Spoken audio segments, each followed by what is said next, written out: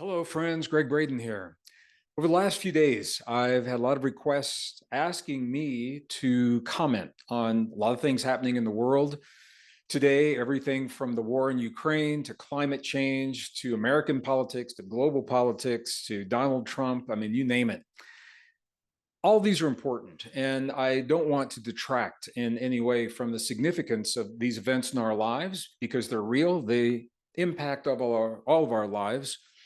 My concern is that so many of the requests, the way they are being worded, and the way they come to my office, some of them come to me directly, they tell me that many people are allowing these events to become diversions and distractions in their lives, diversions and distractions that keep them from the focus of the really, really big event that is happening in our lives and in our world today. And that's what I want to talk to you about.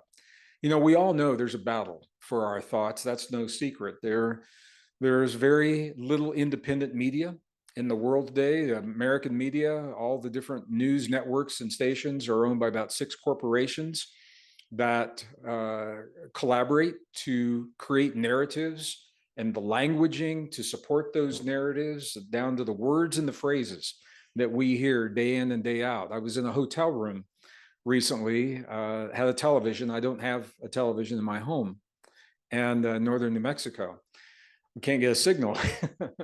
But in the hotel, I was flipping through the channels, and I was just blown away at how similar the languaging was. I mean, one topic would come up, and they would be exactly the same words, exactly the same phrases, whether it was liberal media or conservative media or what some people call publicly funded or independent media. So we know there's a battle for our thoughts, and that's no secret. There's a battle for our beliefs, obviously. What do we believe about climate change? You know, is it real? Is it not? Is it human induced? Is it a natural rhythm of the earth? What do we believe about the origins of the universe, about the origins of our lives, of the human species? There's a battle for our bodies, and that has become very apparent over the last few years. What does it take to get healthy? What does it take to stay healthy? And what is our relationship to our bodies in terms of society? Do we have the sovereign right to determine what goes into our bodies, or is it a community decision based on what's best for the community? We haven't answered that question yet. It's still an ongoing question. All these things are important. There's a deeper battle, even deeper battle. There's a battle for our very humanness. And I've talked about this on a number of our videos.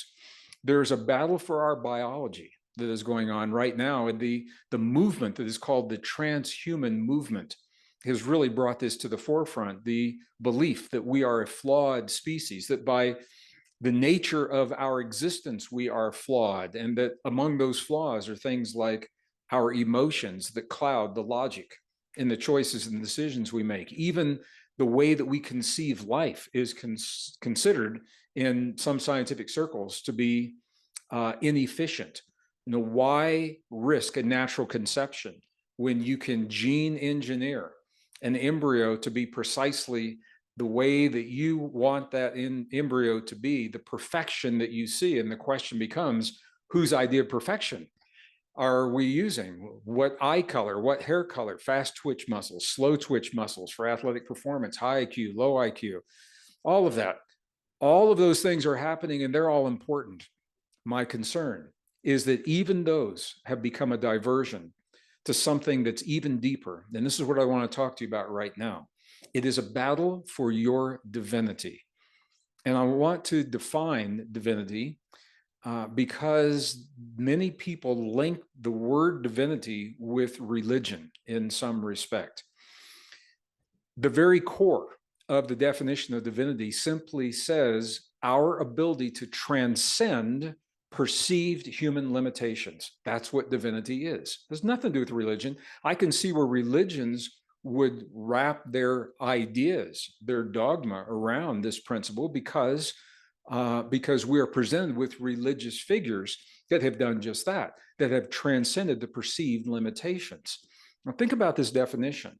First of all, transcend means not just to survive, not just to get by, but to thrive, to become more than the limitations that we have placed upon ourselves in the past, perceived, is just that as well. Doesn't mean those limitations are real. It means it's the way we feel about those limitations, the limitations that we have been programmed to accept. Our divinity is the part of us, it's the part of you that has always been there. It cannot be taken from you. You cannot have your divinity taken from you. Now, doesn't mean that you're always in touch with your divinity, because you can deny your divinity through free will. Certainly, you have the right and you have the ability to deny the divine providence that lives within the cells of your body. This is the part of you that knows things without being taught, deep intuition. This is the part of you that draws from some mysterious and unseen source and brings forth into this world beauty and creations of music and art and sculpture and dance and movement and words, that writes the books, that creates the films and the movies, that shares the ideas. That is all something beyond your biology.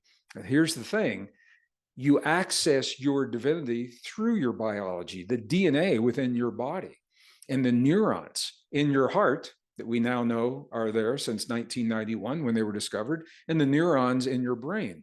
These are the antenna, if you will. You can think of them as biological antenna that literally are tuning into a resonant field. They're a resonant antenna linking you to information, to energy that you then transceive into your creations in the world today.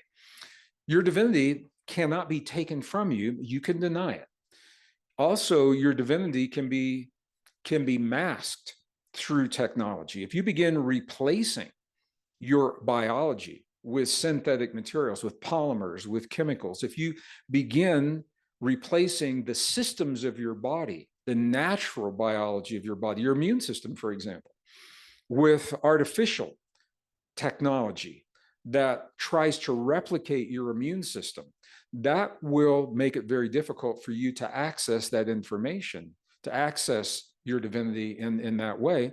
It can be programmed out of you, society, your family, your beliefs, your culture, education, science, science that has been hijacked by other interests, science that has been hijacked by corporations, science that's been hijacked by religion, science that's been hijacked by politics, where data is cherry-picked and presented as authoritative, but it's taken out of context. And you begin to believe and hinge your sense of self upon that false science or that distorted science. That can keep you from your divinity as well. And the beauty of all the things I'm saying to you is that when you remove the lies and you remove the distortion and you remove the false perceptions, all that remains is your divinity. It's not something that you have to chase and learn how to become, because it's already you. It's your nature. When you remove everything that's not true, all that's left is your divinity. Now, why is this so important right now? And the reason is why I'm sharing this with you. All of those diversions that people are asking me to comment on, and once again, I do comment on some of those in the other videos.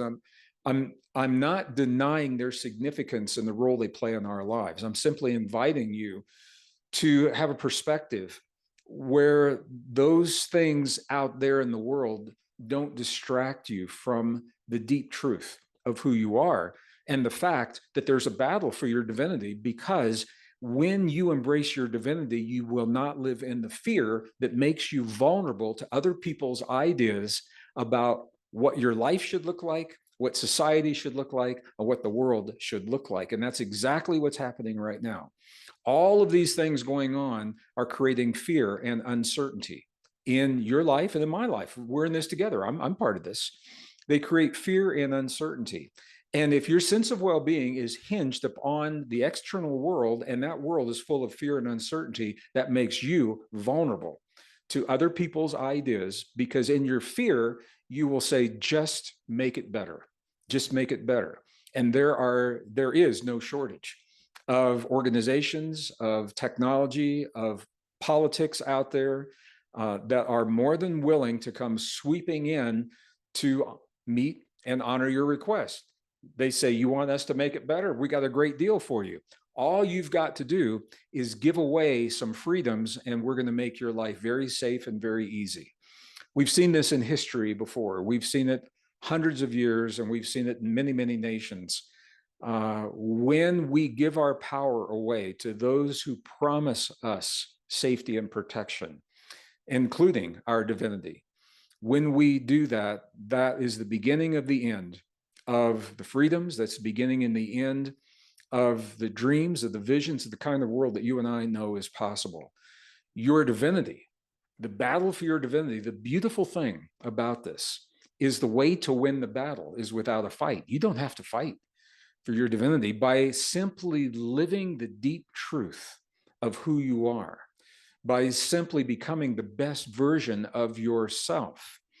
You have won that battle without a fight, because you have become the very thing that the powers that be fear the most. You have become a fully empowered human. And in the presence of a fully empowered human, you are not susceptible to the fear. You will not be susceptible to the fear of a collapsing financial system, which is happening right now, collapsing banking system that's happening right now.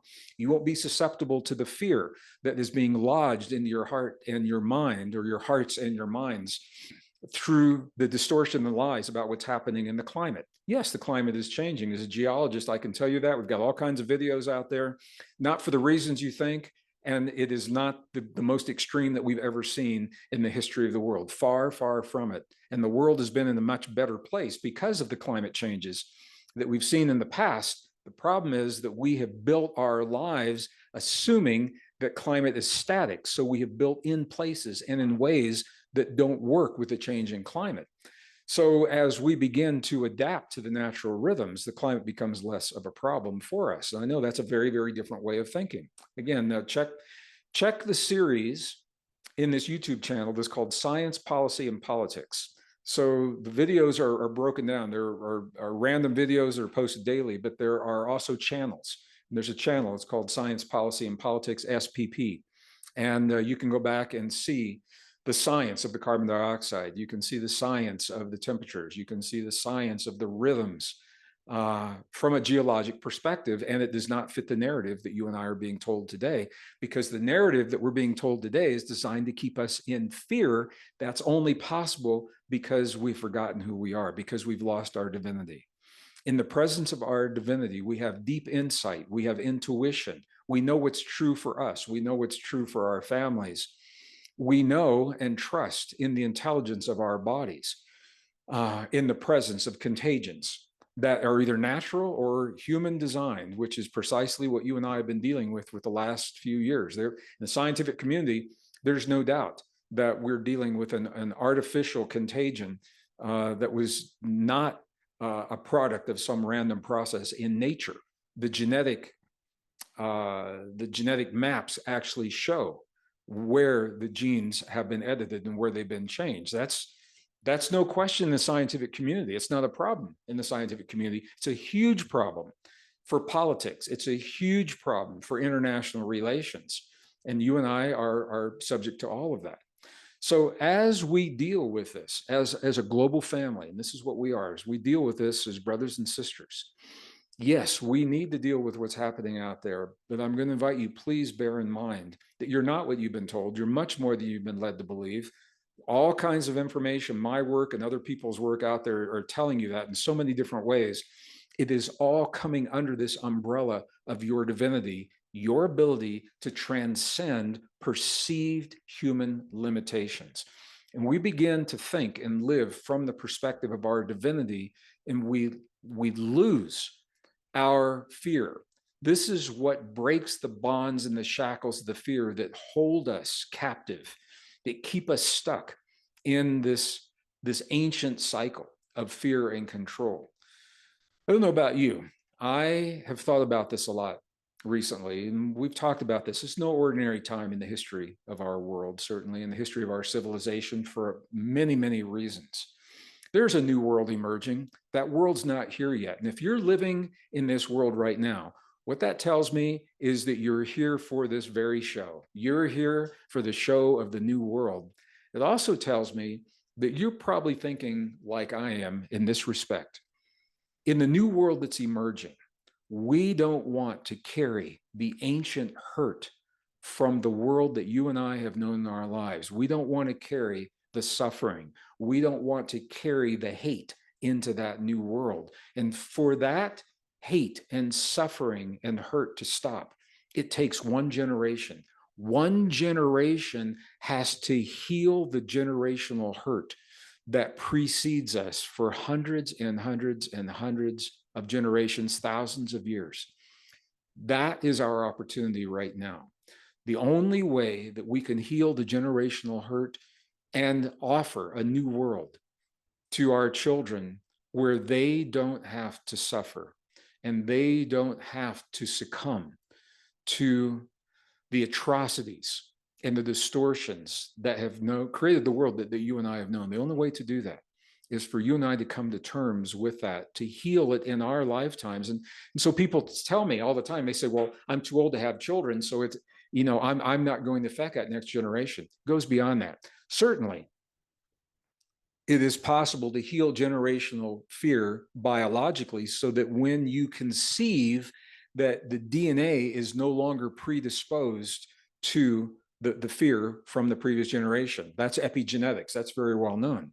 But even beyond that, in the field, energetically, when we heal that hurt for ourselves and our families and our loved ones in our lives, what we're doing is we're actually creating a balance in resonance in the field so that the DNA, the antenna of the DNA, the antenna of the genes, the antenna of the neurons in our heart and our brain, those resonant antenna, we're giving those antennas something new to tune into that transcends the hurt and the suffering of the past. And in this way, we have the opportunity to heal this generational hurt. We do this by accepting and embracing our divinity. So once again, nothing to do with religion, has all to do with accepting the deep truth of our existence and who we are, what it means to be fully human. And I think perhaps for the first time in a very long time, we're discovering that for ourselves. The question is, do we love ourselves enough? Do we love ourselves enough? Do you love yourself enough to embrace your divinity and live the deep truth of your divinity in your everyday life? And the answer to that question is in the choices that you make every moment of every day, in the way that you treat yourself, in the way that you treat other people, how you speak to them, how you honor them with kindness, how you honor them with truth, how you honor them with love. And that's what I wanted to say to you today. So I want to thank you for taking a few moments, sharing a little bit of your day with me today. I'm just going to invite you to think about this. Think about this as you go about your day and ask yourself, how can I embrace the deep truth of my existence, my divinity, and make someone else's day a little bit better? And I think as you begin to answer that for yourself, what you find is the world around you begins to look very, very different. And this is how we transcend this battle, not fight, but how we transcend the battle for our humanness, the battle for our divinity, simply by becoming the best version of ourselves so we can create the best world possible. Thank you so much for sharing a part of your day with me. Have a beautiful rest of this day, and I look forward to our next.